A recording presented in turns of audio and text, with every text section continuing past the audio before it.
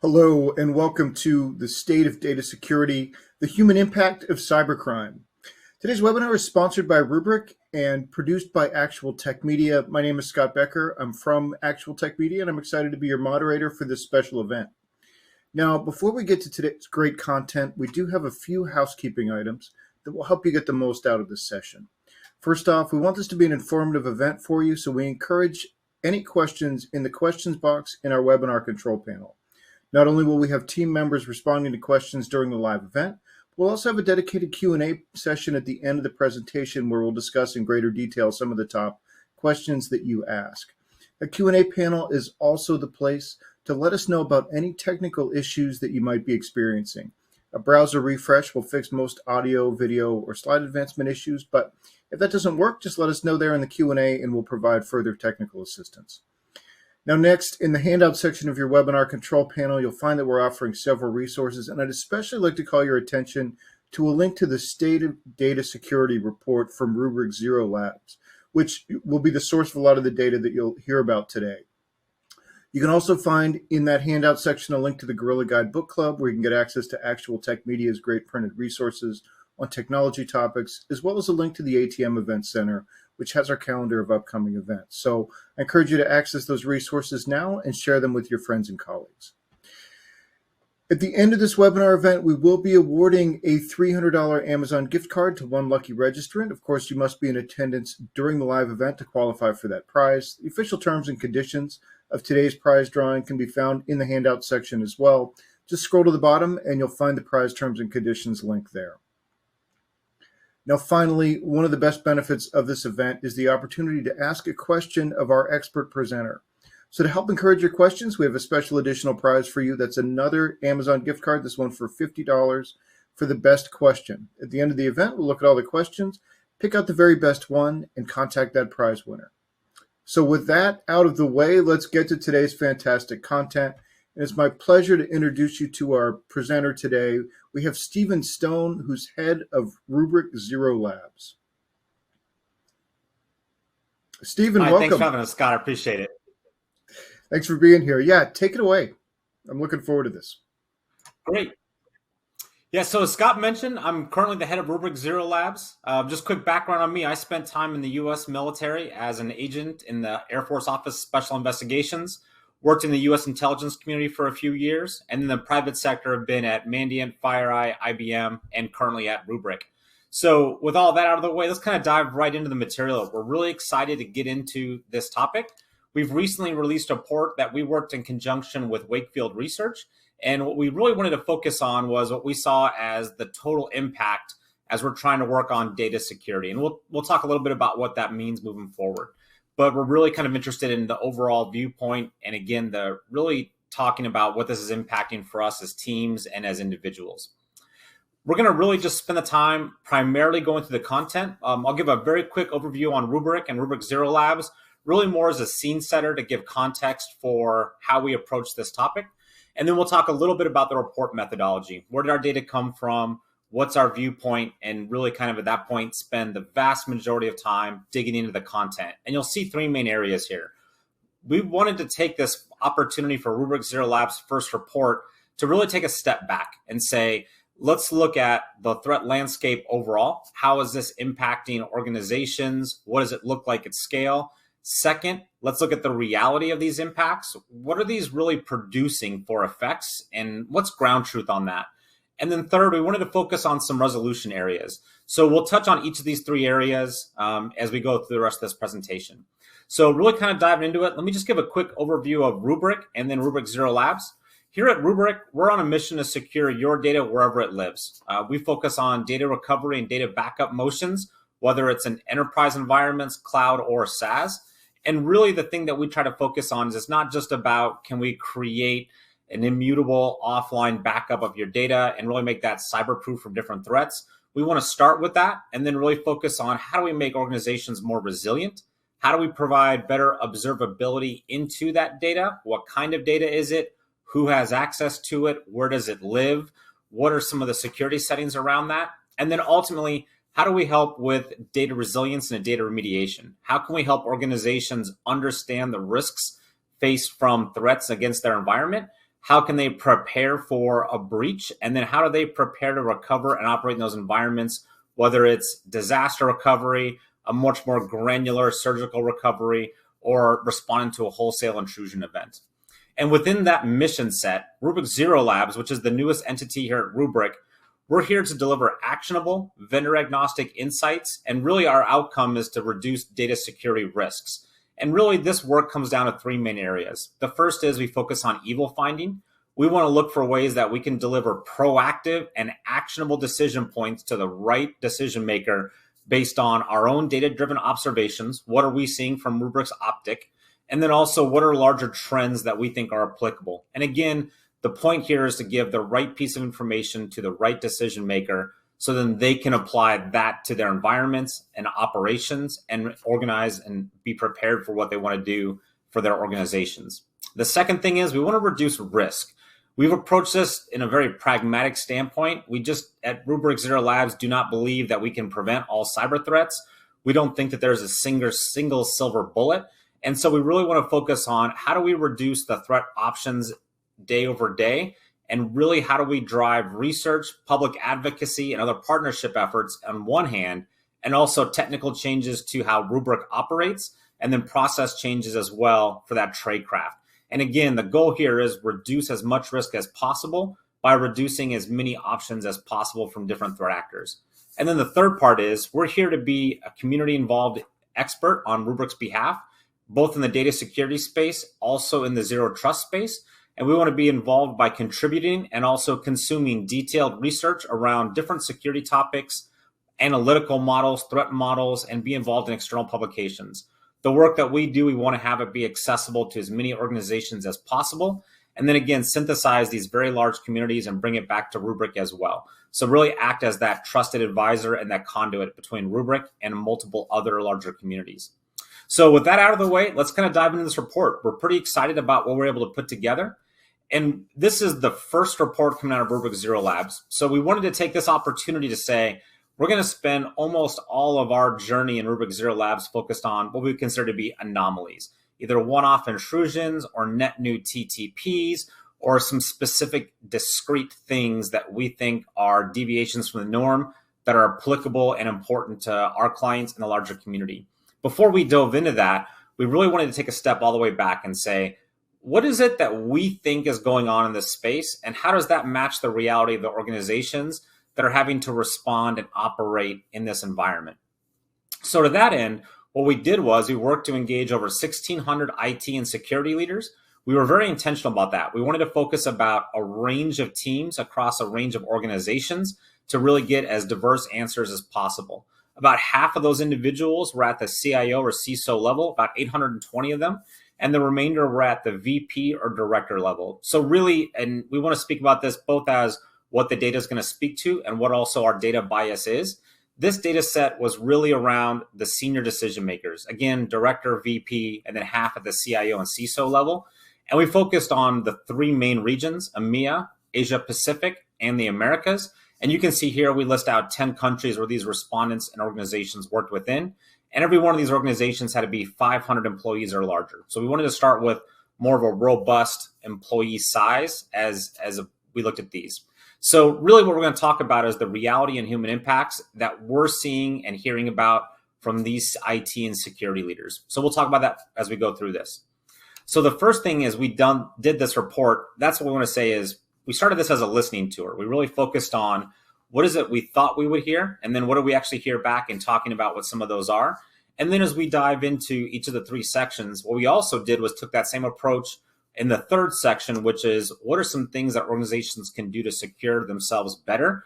And what we really did was we took these findings to a range of cybersecurity leaders across a number of organizations. You can see all those in the report. I won't list them all out here. But as we went through that, we then went to those senior leaders and said, what do you think out of this? Does this match the realities you see in your own organizations?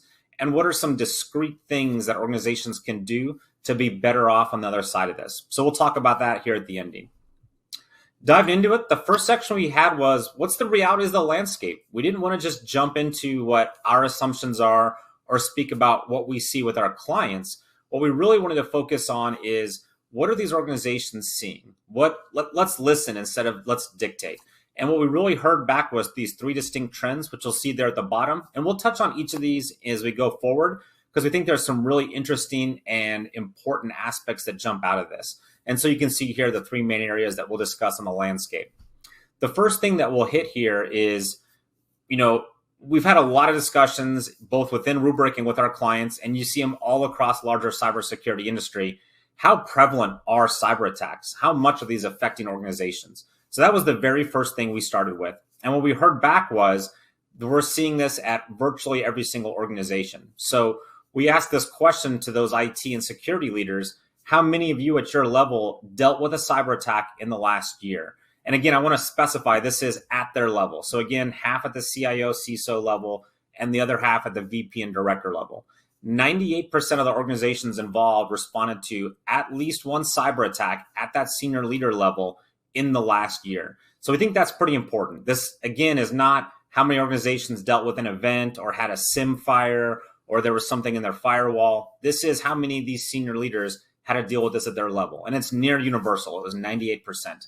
As we went further down that road, we asked, how often is this happening? What's the average like? And there was a pretty wide range, but the average overall was these individuals dealt with about 47 cyber attacks at their level in the last year. So just shy of one per week. This is one of those numbers that really jumped out at us. Again, we look at what these organizations are dealing with across these teams. Inside of that, a little over half of the organizations suffered a data breach in the last year, and almost that same number, 51%, also dealt with a ransomware event in the last year. So we're seeing this really be something that's impactful and is leading to really significant commits in a virtually a weekly basis. Other things that we heard about as we discussed this topic across this community was this isn't just about the breaches an organization is dealing with.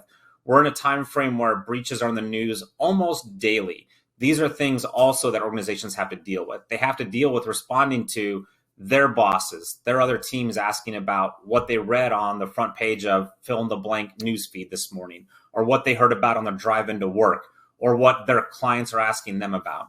Additionally, one of the things we also heard is these organizations are not just dealing with these events as the remit of small teams.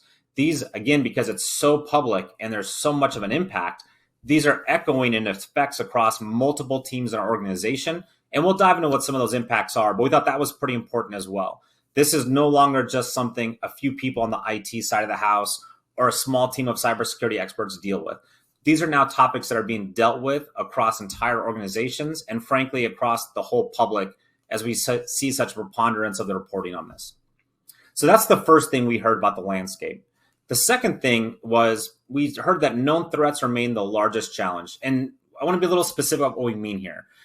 Particularly in the cybersecurity vendor space, like in fairness, we are at Rubrik, we talk often about the newest cutting edge TTP, the newest 0-day. It really dominates the things that we talk about in the cybersecurity space, which I think is important and I think makes a lot of sense. But when we, again, took that step back and asked organizations what it is that they're dealing with, what we actually saw shake out was known vulnerabilities, known TTPs represented almost 2/3 of all the events. So you'll see the number there, 61% of these cyber attacks that these senior leaders are dealing with. Again, not all SIM fires, not all firewall rules, not what's coming through email gateways. What these senior leaders are dealing with, almost 2/3 of them dealt with known vulnerabilities or known TTPs. Only about 1/3 involved a 0-day exploit or a net new TTP at all in the last year.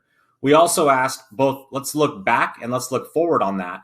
And we heard some pretty interesting viewpoints on both the back and the forward. On the looking back, about 1 of 10 of these events, these leaders were not able to fully remediate. So even though these events were known, they produced impacts, about 11% of them still have those existing vulnerabilities or those TTPs that can affect these organizations any day. And also we talked about looking forward. We asked about what are your largest concerns? And what we did not hear was that 0 days or net new TTPs were the largest concern. It's only about 13%. What really was top of mind is threats from ransomware, ability to recover critical aspects, and also just old-fashioned data breaches. I know we're years and years into that, but it's still important. It's still top of mind for a reason. So again, we're not saying that we heard that 0 days and net new TTPs were unimportant. We heard that as we look at the totality of intrusion activity, what we really see is the known threats being the toughest thing that organizations are dealing with, and that's producing significant impacts in their environments. The third thing we heard out of the landscape, and I think it would really make sense following the first two, is these same organizations are struggling with their confidence. They're struggling to maintain operational integrity and confidence in what they're doing event after event. And you'll see this here in some of the things we talk about in the report. One of them just jumped right out at us is, over 9 out of 10, 92% of these IT and security leaders are concerned in the next year that they'll struggle to maintain business continuity in the face of a cyber attack. And I think this is important for a couple reasons. This isn't, can you maintain every single detail? This isn't, is there some little thing you're worried about? This is business continuity. This is, can you operate your organization? And there is something that's causing doubt in over 9 out of 10 of those events. And then again, everyone has a boss, even these IT senior leaders, even these security senior leaders. And as we ask them about that, specifically about their C-suite and their board level, one of the things that really shone through was about a third of these organizations believe that their own board, their own C-suite have little to no confidence in their own ability to recover critical data. And again, I don't want to wordsmith or split the hair too finely, but we're talking about critical data. We're talking about the things that organizations are really respondent to and need. And then we had a very similar question around ransomware. Ransomware has really dominated the threat landscape for the last few years, especially a lot of our discussions with organizations. So we talked about that here. And we really approach this as a two-part task. Part one is, how many organizations would even consider paying a ransom? Not would they pay it, would it be an option they would consider? And the second question was that, would they consider themselves likely to pay a ransom? And in some of the things that really surprised me personally the most is what we see here. We saw 3 out of 4 organizations would consider paying the ransom as an option. We're not saying that 76% of organizations will pay the ransom. We're saying that 76% of organizations said they're going to look at it. This is an option. They're not going to rule it out. And then we had just over half. You'll see that number there, that 52% number.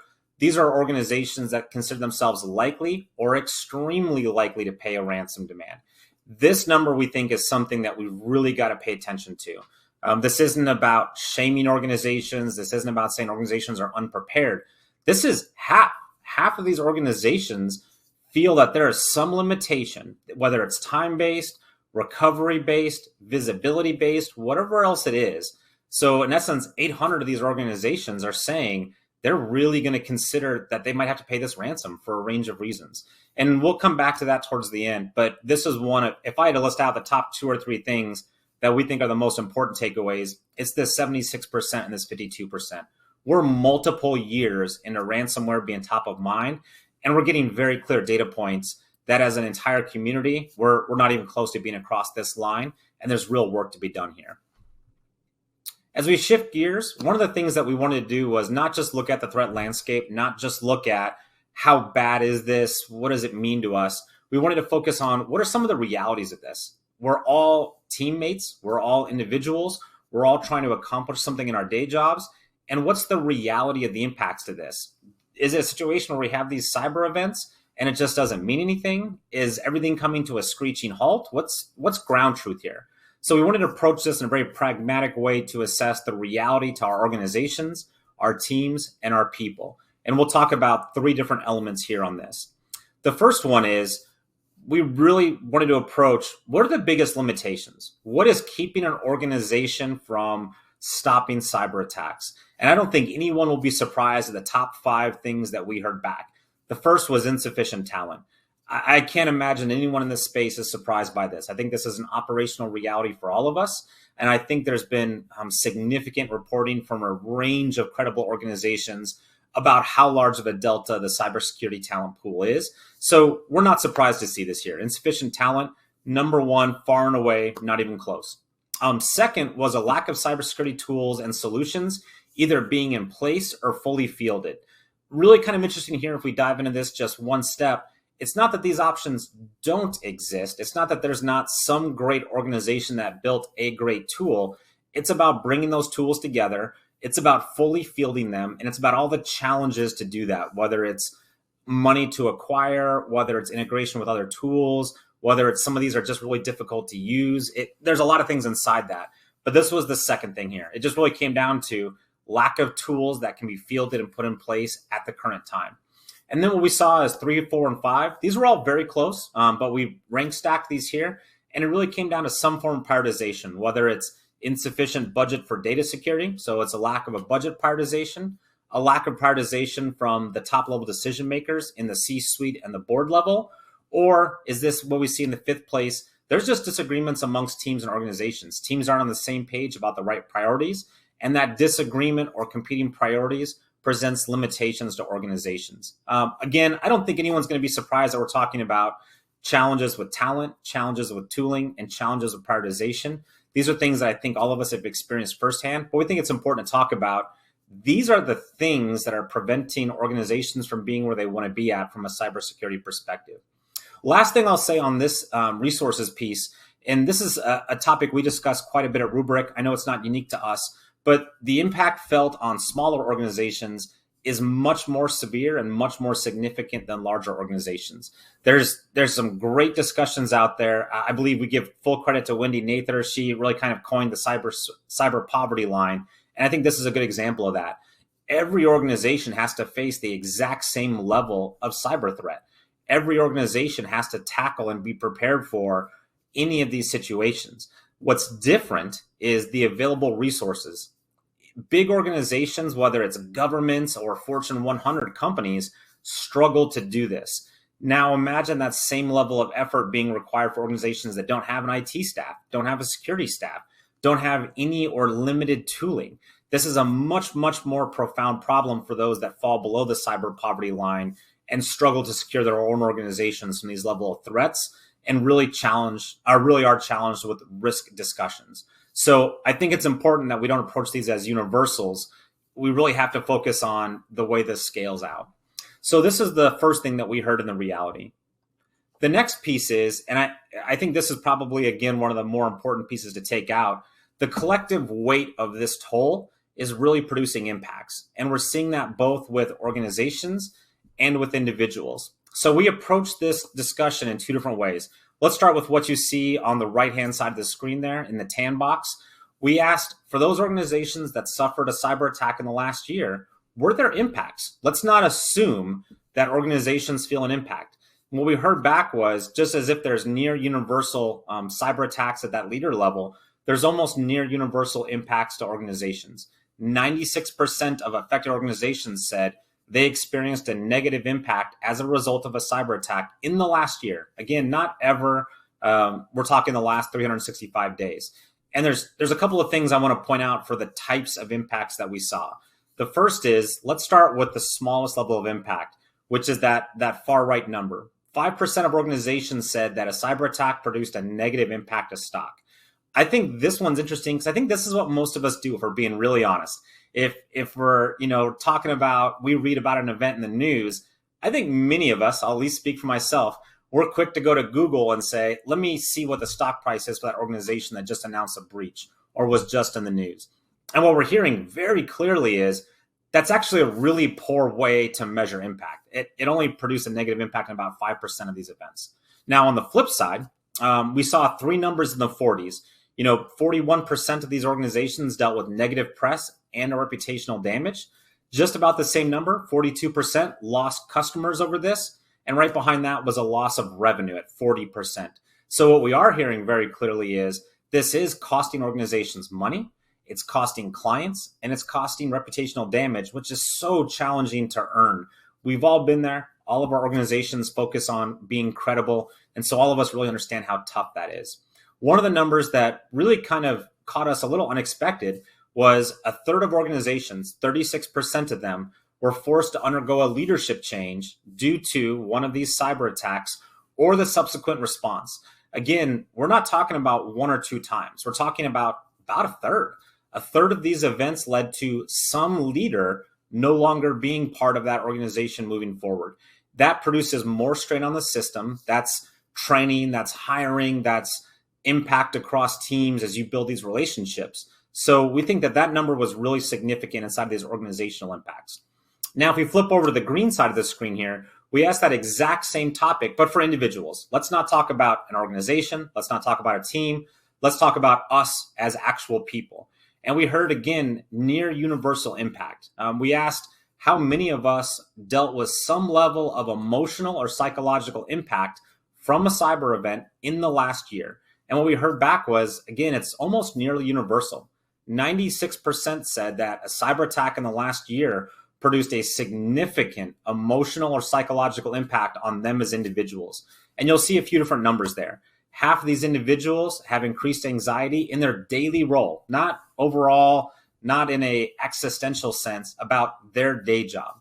Almost that same number, 43%, are worried over job security.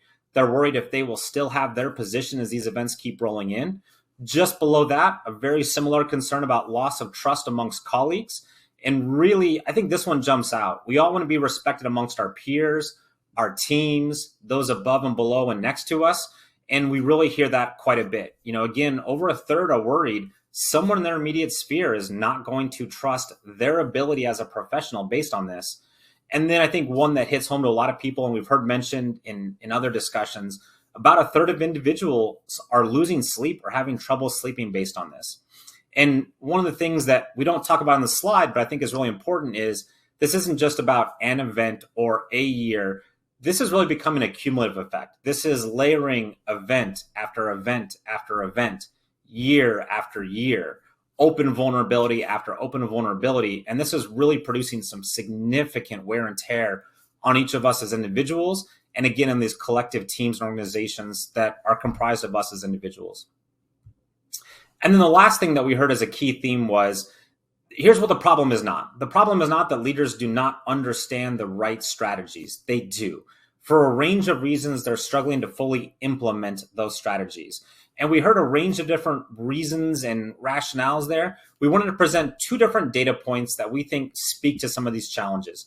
The one, again, starting with the tan box, almost a third of organizations believe that their IT and security operations teams are not aligned when it comes to defending their specific organizations. So again, let's take a step back and talk about what this data point means. They're not saying that they have existential debates or academic misunderstandings. They're saying how they prioritize securing their own organizations. About a third of these organizations are not aligned. And if we go back to the previous discussion about impacts and things that are preventing us from securing cyber attacks, this definitely speaks to that as well. And what we didn't hear was that anyone disagreed that these teams should be aligned. Again, all of these leaders, and we intentionally talked about the IT and the security side of the house, believe these two hands should work together. But we're seeing in almost a third of the instances, there's something preventing full efficiency there. And then another data point we had is public and private partnerships. This was a piece that was near and dear to our hearts in Rubrik Zero Labs as we really looked at how do we want to move forward. This was a big question for us. And so part of this is selfish. We wanted to kind of stress test our own thinking. We thought that our organization being involved in these public and private partnerships was going to be important. But we wanted to really test that. So we asked these same organizations, do you think public and private partnerships are beneficial? Private sector working with public sector, different working groups, information sharing. There's a range of things inside that. What we heard was almost 90% believe that these are beneficial. 89% of organizations believe public and private partnerships are beneficial to their ability to secure their organization. And almost 2/3 felt they were very or extremely beneficial. So that's 64% number. Now, when we ask that same question, but in actuality, how many of these organizations are actually involved in these partnerships? We saw less than half. We saw 44% are involved in at least one partnership. So again, we're hearing that almost twice as many are saying it's beneficial as those that are able to commit to it. We really think this is a good example of there's just a number of limitations that are preventing these leaders from doing all the things that they want to do. And we think there's a range of reasons why, which we'll talk about here in just 1 minute. So that really kind of talks about what we heard about the landscape and the realities that landscape applied in action. So as I mentioned in the beginning, we took all these data points and we went to a number of trusted cybersecurity leaders. Again, you can see some of those individuals in the report itself mentioned in the link, but we asked them, how do we deal with this? And again, instead of getting real prescriptive purely from a rubric optic, we wanted to look for solutions and resolutions that could apply to any organization and really kind of focus on how do we resolve these specific challenges that we heard. And what we heard back from these key cybersecurity leaders was there's 3 distinct methods they believe are tried and true methods which will benefit any organization. And the first was this one. And I think this one really speaks to how do we solve a number of problems at once? And it's we have to create readiness at that senior leader level for weekly intrusions. If we go back to that very first set of data points, we're talking about these leaders dealing with almost an intrusion or a cyber attack per week. That means that they need capacity to work that every single week. And every major institution believes these numbers are going to go up. We have not seen really any of the threat landscape key metrics trend down. We're seeing them all trend up. We could have a whole different webinar on that. I'd love to have that discussion. But the reality is, last year, these leaders needed to work 47 events on average. Many of them did not have the capacity to work nearly as many of these. So they've got to create that capacity, and that's going to involve spreading workload across a number of teams and roles. This isn't a person or a team's problem to solve. These are organizational challenges. The second thing is, if we, again, approach this as almost a weekly compromise, a weekly intrusion attempt, a weekly cyber attack, whatever term we want to use, we have to focus on improving breach over breach. Not just can we do the same thing week after week after week, it's can we be better the next week? Can we be better prepared 2 more intrusions down the road? And if you're going to do that, not only do you need the capacity to respond, you need the capacity to learn and evaluate. You need to create a second capacity set to focus on lessons learned, implementing improvements. Otherwise, you're going to be stuck on this hamster wheel of responding the same way time and time and time again. So we think that this is the most impactful thing an organization can do. The next recommendation that we would have is we should ask more of our data. We often think about data as a passive victim in intrusion. In my experience, it's almost always the point. I would be hard pressed to name a single intrusion where access to data for a range of reasons was not the entire point when it was said and done. And that's typically how we think about data. What we don't really maximize is the data of our own organizations presents us a lot of opportunities. It provides us opportunities to respond differently, think differently, and make better decisions. But we've got to be prepared for a number of data realities. The first is the data is going to expand. Almost every organization has more data today than it did yesterday, and will have more data tomorrow than it does today. And we often talk about environment creep when it comes to asset management. If anything, data does the exact same thing, but at a higher rate. Data tends to end up in places we don't think it's going to be. It grows faster than we expect. So we see both data expansion and creep, and we've got to be prepared for that. The data is going to be a bigger challenge than it was yesterday. The next thing is, if we really understand our data and we can get into that data observability, we can figure out how to do event response better, and we can reduce impacts. We don't need to secure all data to the same level. We don't need to take all response and remediation actions as absolutes. Some data is better than others. Some data is more important. The better we understand that, the more that we understand how we can apply our decision-making to that data, the better resiliency and prioritization decisions that our leaders can make. So we really think this is important. We've got to ask more of that data and really try to interrogate it, understand it, and make sure it's where we expect it to be. And again, if we focus on that breach over breach mentality, we can limit the risk. We can make sure we're prioritizing the right parts, and we're better prepared to make very, very quick decisions, and also not have to secure everything to the top level. And the last thing is, and we've talked about this a couple of times throughout this presentation, we think one of the most important things that can happen is the cyber risk has to be shared across every major organization.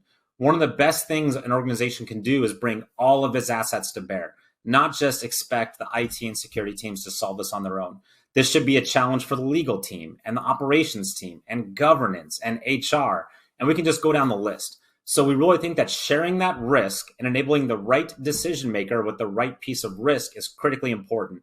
However, in fairness, if you're going to do that, you've got to share visibility as well. You can't expect to move risk around to a range of individuals and leaders and organizations and not do the exact same thing on the threat insight side. You've got to have shared visibility. One, it's just the right answer if you're going to ask organizations to take on risk decisions and ownership. And second, it's how decisions stay in sync. What you don't want is the operational side of an organization making a series of decisions based on what they think a real insight is, and you have the IT team doing the exact opposite or moving in a different direction. So having the right single lines of visibility and single lines of insight will provide the best operational decisions and overall resiliency choices for an organization. And as we look at that, and I think as we talk about what does that mean in application, we've got to look for tools and processes that leverage multiple teams and are leveraged by multiple teams. There should be much more of a focus on plugging into the right aspects, plugging into the right tools, and then by extension, deprioritizing those tools and processes that only support a particular organization, or else realizing where those limitations are. And ultimately, this comes down to what's the right set of data to give to the right decision maker for the right task. The more organizations understand and approach this shared risk approach and this shared visibility approach, the more resources are brought to bear and the much more effective response and resiliency operations can become. So with that, I think we've got a lot more inside the report. We'd really love to see everybody go to that. But that's really the end of the presentation here. We wanted to provide what we saw as some of the key takeaways. And with that, I'll see if there's any questions we can answer from the audience. All right, super. Yeah, that's a fascinating discussion of the research, Stephen. So much to think about here. And that cyber poverty line is such a powerful concept. I hadn't seen that before. I guess it's been around for a bit, but it's really an interesting way to think about it. And appreciate you bringing it home, too, with everyday actual concerns like loss of sleep and reputational damage among peers. Really good stuff. So, yeah, let's get into some questions. First one here, of all the material in this report, what surprised you the most? Yeah, so I'll give you two answers. Let me answer the inverse. What didn't surprise us? What didn't surprise us was a couple things. One was the challenges with known aspects. That's a piece that we see just day in and day out. So if anything, that validated the way that we approach a number of things. Another thing that didn't surprise us was what we see as the limiting factors, the challenges with staffs and budgets and prioritization. These are things that we've heard pretty consistently. What did surprise me, and I'll just be really upfront, I think the biggest one that surprised me was the number of organizations that feel that they're likely going to have to pay that ransom, that 52% number. That really speaks to a lot of unmet need. I don't know of a single organization that wants to pay a ransom demand, but we have a little over half these organizations thinking that they might not have a choice. They're expecting that they won't have an ability to do what they want to do, which is not pay. I think that really jumps out. And the other one that really jumps out was about a third of organizations undergoing a leadership change based on a cyber attack or the follow-on response. That also, I think, speaks to we're not serving all the needs of the larger community. Organizations are really grappling with this. I would be hard-pressed to even think of a similar topic that's driving that level of a leadership change. We're lucky to work with a lot of different industries, and I just don't know of a topic within an industry that's leading to a third of leadership changes. I just can't name one. So I think that one really demands our attention as well. Okay. Hey, sort of a similar question from Sachem, who's asking, what are the most critical issues facing cybersecurity leaders? Based on your reading of the data here and compiling the report. You talked about the surprising ones. Maybe they're the same, but what are sort of the most critical ones in your view? I think the most critical ones is, I'm going to give a two-part answer here. One is, I think it's about the ability to apply decisions. A lot of organizations will make a decision and then they'll pivot to make that decision a reality. And then I think in the cyber realm, they figure out very quickly that that's not an option. They can't do the things that they expect to do. That, I think, is one of the biggest challenges. The second challenge is, I think we're still operating in a very fragmented environment. And I think that means a lot of things. I think even on the vendor side, we're getting much better as a vendor community about working together and our products and services working together. We're not even close to home free there. We're looking at organizations. It's not uncommon. That is, I'll apply something that's not in the report. As we at Rubrik, as we're working with an organization going through a data recovery event, it's not unusual that we're actually introducing different people in our organization to each other because we've had to work with these different elements, but it's the first time that they have. And again, I don't think that's going to surprise anyone that's done this work. I've seen that at a number of other places as well. So that's not unique to us here at Rubrik. But I think it just speaks to we're still pretty fractured. We're still pretty independent. And I understand how we got here, but I think that's an area that we've got to solve on a range of levels.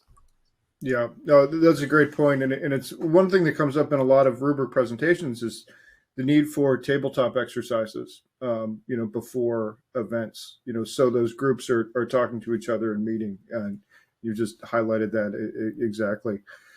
Um, Another question here from Gilbert. What's the difference in internal attitudes and approaches before versus after a successful attack? I don't know if that's something that came out in the research or not, but it's an interesting question.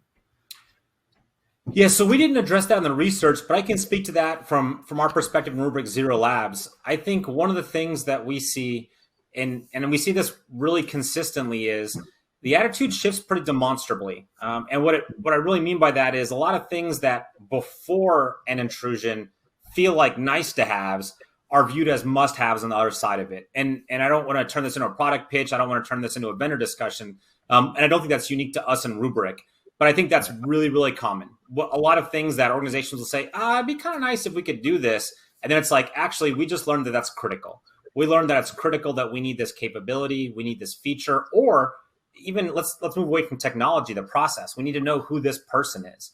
One of the things that, and I'll give a really small example, it's not unusual as we're working intrusions, you come down to users and data. I think from my perspective, it's always about users and data. Well, who knows about users? Who knows about people? HR does. HR knows who these people are. The IT staffs don't. The security staffs don't. The number of HR organizations that are not ready to start receiving phone calls in the middle of intrusion to answer questions about who is this person? Do they work on these projects? And does this person do this kind of thing? But that's critical. That's really, really impactful. So I think it's things like that that we see quite a bit. Interesting. Another question here. What percentage of prevention, detection, recovery is human? What percentage is technology? And then how do you make both symbiotic so they reinforce and amplify each other? Anything in the data? That's a great question. Yeah, I'll kind of avoid giving hard numbers on the ratios just because I don't have a good measurement. I'm not really sure how we would measure that. I think it's both. Sure. Short answer is I don't think you get one without the other, either direction.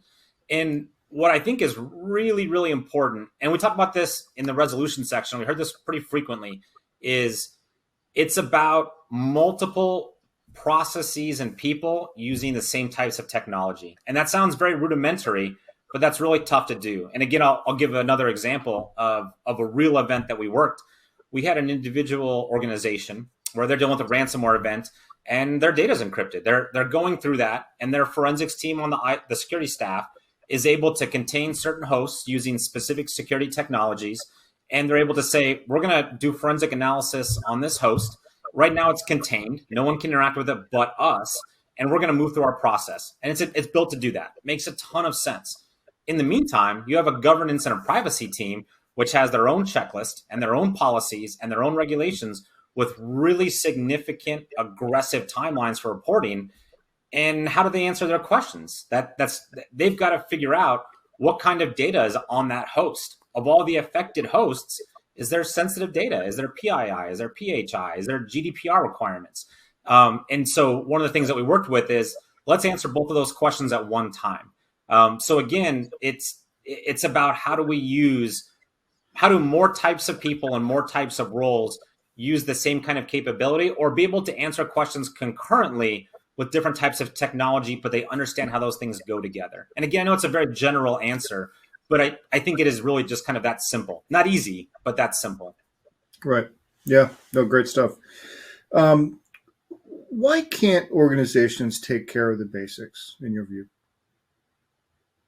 Yeah, so we get asked that question a lot. And I'll give kind of a two-part answer. I don't think it's, and this is a thing that I personally have wrestled with over my career. I've been in the threat intelligence and the event response space for the better part of 15 to 20 years. And virtually every report I've ever written, every organization I've been a part of, every breach, we list out a bunch of recommendations. And one of them always is update systems, use current patches, understand your architecture. We've been making the same base level of recommendations since my very first day in this industry. And what I've grown to appreciate is it's not that organizations don't know that. They do. They know that better than we do. The reality is those fundamentals are really difficult. Anyone that's ever had to patch an environment knows that, first of all, where do you start? There's thousands of patches. I mean, if we're looking at CVEs alone this year, we're over 21,000. where do you start with that? You've got operational impacts. You have patches that impact environments. You have certain things you can't do in certain parts of your environment. Some of these teams have no vulnerability management teams. They have no IT teams. You could go down the list of challenges. So I don't think it's about they don't want to. I think that is actually really, really difficult and really, really challenging. And and I'll kind of say the vendor space again, I don't think we've done the best job prioritizing that for organizations. I think there's just a lot of need there, and we've got to get better at saying, let's not do all of it.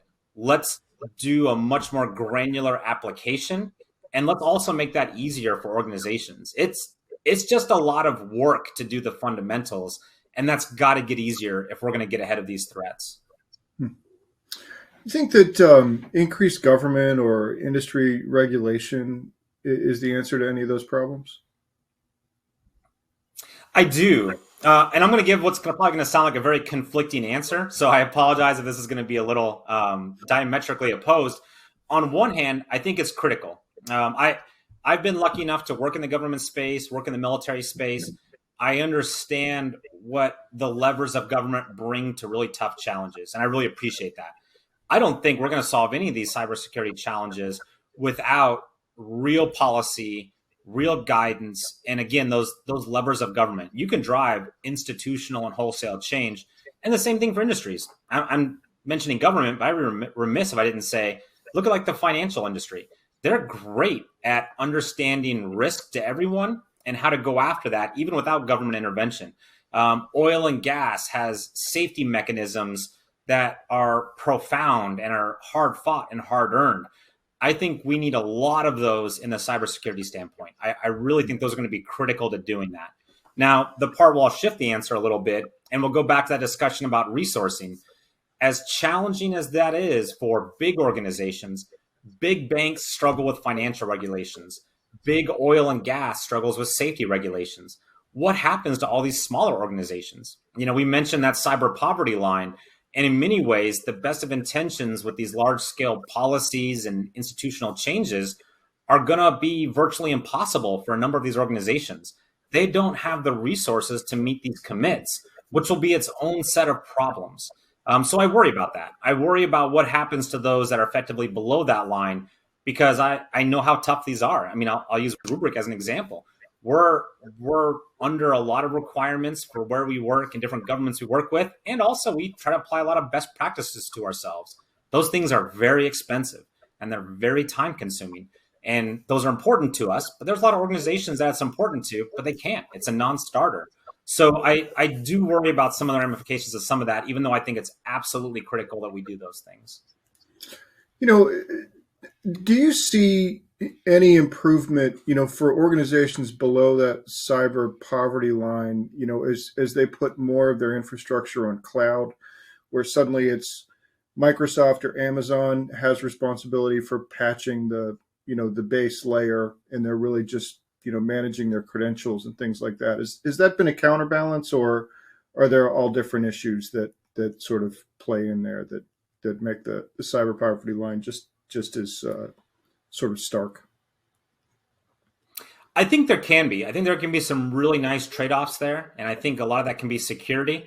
I think the cloud space is a good example, largely because it's, I'll say newer, even though I know it's not new. One of the things that we deal with a lot, let me think of a good, Log4j. We talked a lot about Log4j vulnerabilities in the last year. A lot of that technology that it's running on, or the code that was written, was designed decades ago when security was not even an afterthought. We're building more things with security in mind. And I think we see a lot of that in the cloud space just because it's a little bit newer. I think those things will definitely benefit those smaller organizations. The flip side is visibility and observability are critical. You can't make really solid decision-making if you don't understand a number of things. And you've got to be very intentional about that in the cloud and SaaS space. You just can't go look at this data sometimes. You can't just understand how things work. And also, you inherit the risks of your partners.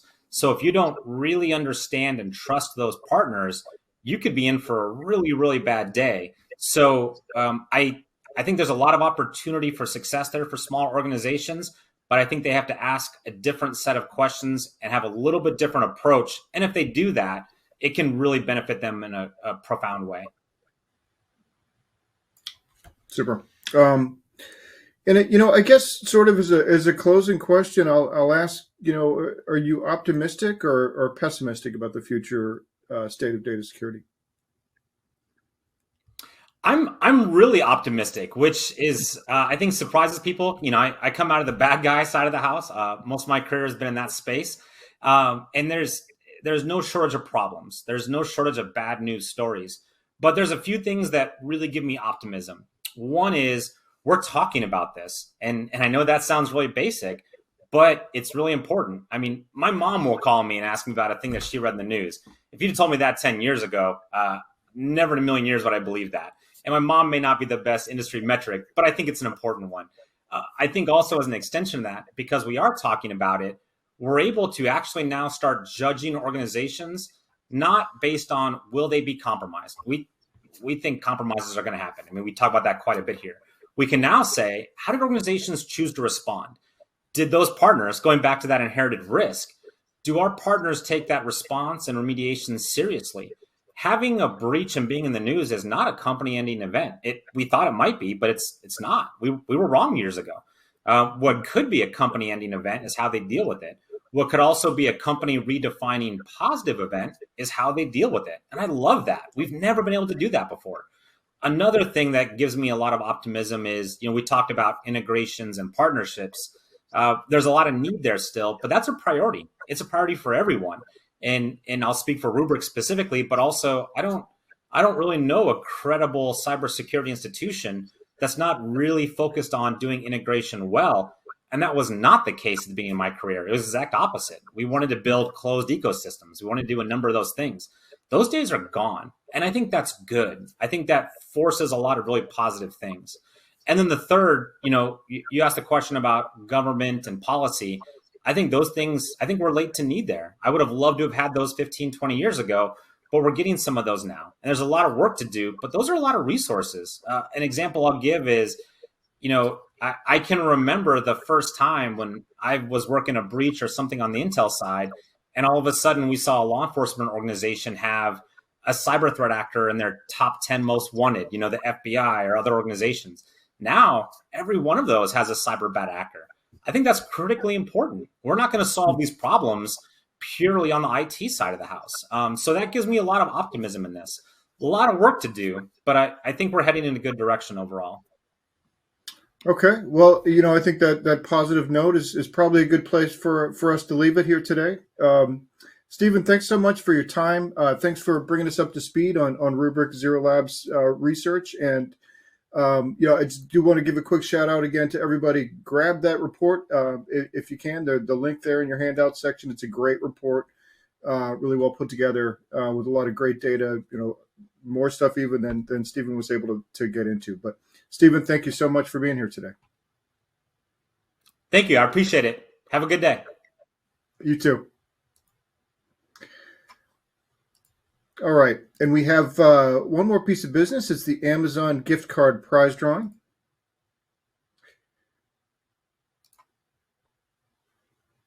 So the winner of the prize drawing today is Elliot Spence from Ohio. So congratulations to Elliot. We'll be in touch to get you your card. And with that, on behalf of the Actual Tech Media team, I want to thank Rubrik for making this event possible. And thanks as always for attending and for all of your great questions. Have a great day.